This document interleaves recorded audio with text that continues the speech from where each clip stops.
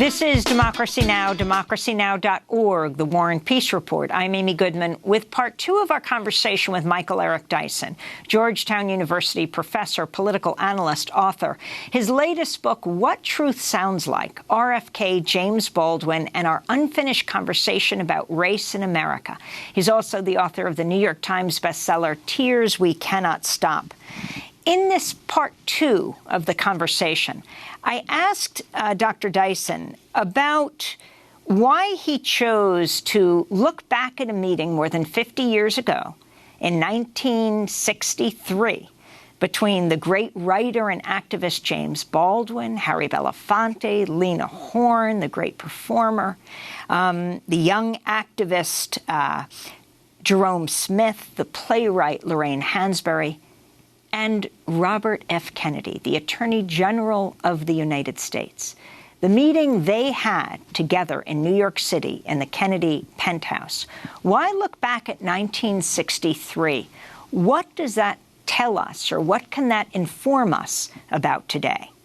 Yeah, I wanted to make certain that that we not only heard those echoes, but we saw the relationship between what was going on 55 years ago and what's going on now. White politicians, black activists, athletes who are being accosted by this president, seen as un-American. Muhammad Ali, at that point, celebrated by James Baldwin as a serious figure, and then later on saying that our champions are seen as bad people to you, and that's why we need to support them. And how relevant is that when LeBron James and Steph Curry are disinvited in advance from the championship, from coming to the White House and speaking up like Malcolm Jenkins has done persistently. So the reality is, I wanted to say, just like some stuff was going on back then about race, about the relationship between race and democracy, about the relationship between protest and politicians, and I wanted to bring it to bear here. I talk about Donald Trump. I mean, as saying, as I have often said, he stands up every morning to excrete the feces of his moral depravity into a nation he has turned into his psychic commode. I wanted to speak about the way in which he has exacerbated identity politics.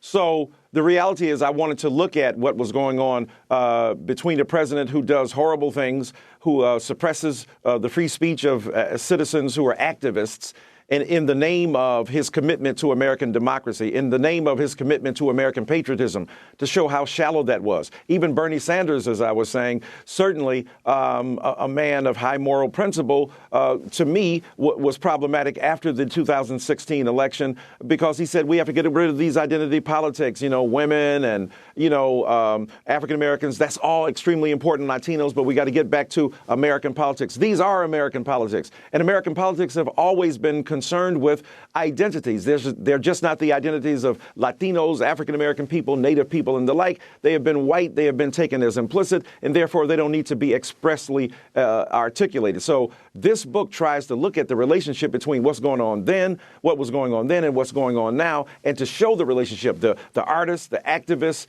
the athletes, and the other people who were involved in that meeting and in that social movement certainly are reflected in what we see going on in America to this day.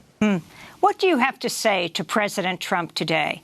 From trying to frame the NFL protests, of course, that extended beyond that, to disrespecting the flag, to calling Africa an S-hole country, I don't know which is more the insult, calling Africa a country, or talking S-hole. Whether we're talking about immigrants being called animals and rapists, what you feel needs to happen today? Yeah.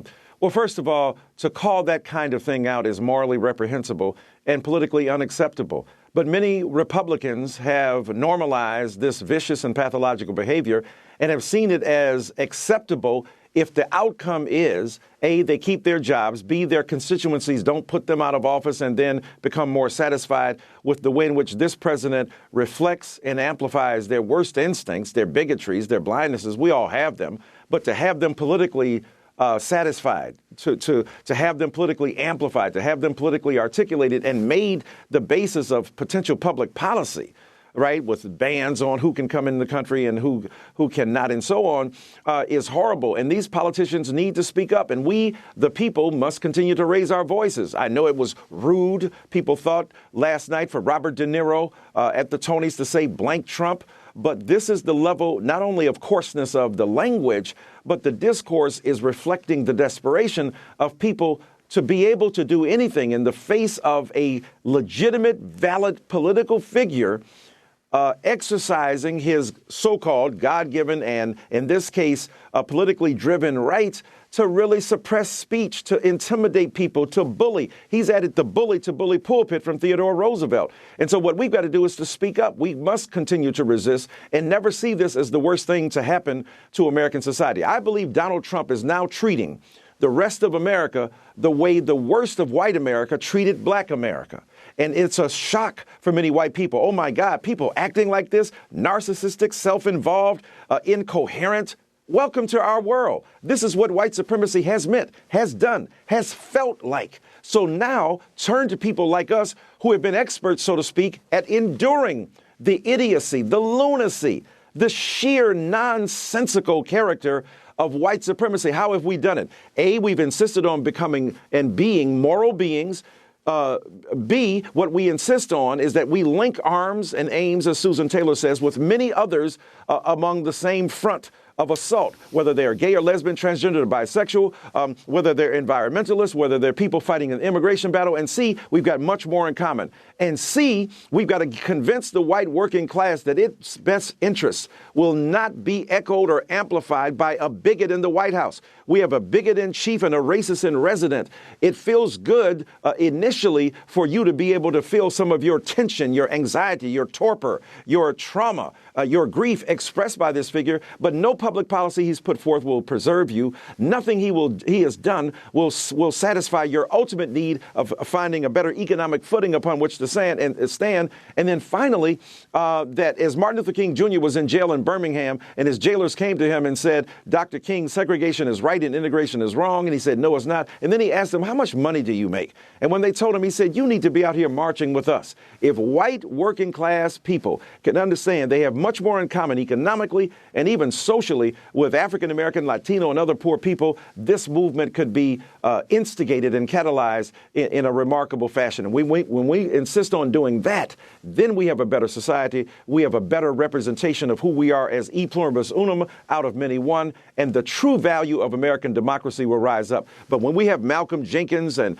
Colin Kaepernick and Venus and Serena, when we have the WNBA with Swin Cash and others who stood up and spoke out, then we began to have a nation where the citizens take back the power, where the citizens are the point of, our democracy is the point of what these politicians do. And we don't work for them, they work for us. And when we get that back into our minds, we'll see this is not the worst thing we face. Enslavement, civil war, Jim Crow, the catastrophe of the Cold War, the hot wars, what we've done, the shedding of blood. This is not the worst thing to happen. It will only be the worst thing to happen if we surrender and abdicate our moral responsibility and our political responsibility of telling the truth as best we can. I wanted to play Robert Kennedy 1967 visit to the Mississippi River Delta, a trip inspired by the efforts of civil rights leader Marion Wright Edelman. Here's a clip of the video honoring her life's work. It begins with her testifying about poverty to a Senate subcommittee in 1967. They're starving. They're starving, and those who can get the bus fare to go north are trying to go north. But there's absolutely nothing for them to do. There's nowhere to go.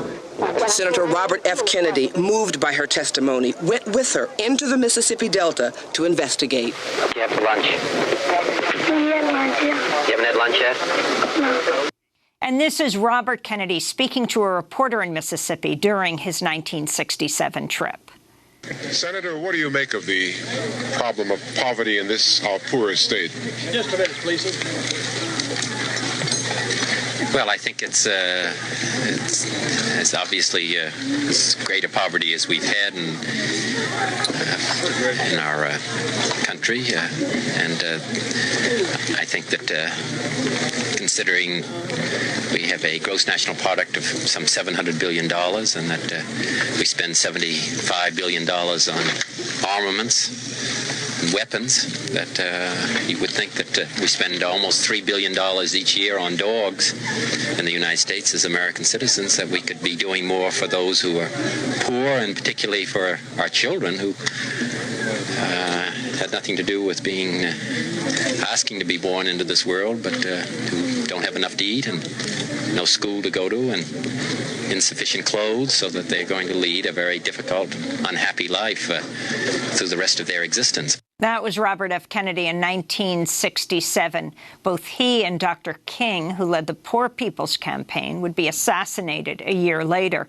And now, 50 years later, we are seeing the reinvigoration of the Poor People's Campaign with Reverend Barber, Michael Eric Dyson. Right. Yes, Reverend Theo Harris, and is that, I think I'm saying her name right? Yes. And Reverend Barber are doing extraordinary work and coming back here in Washington, D.C., June 23rd at 10 a.m. to really send the rallying cry for peace, justice, and democracy.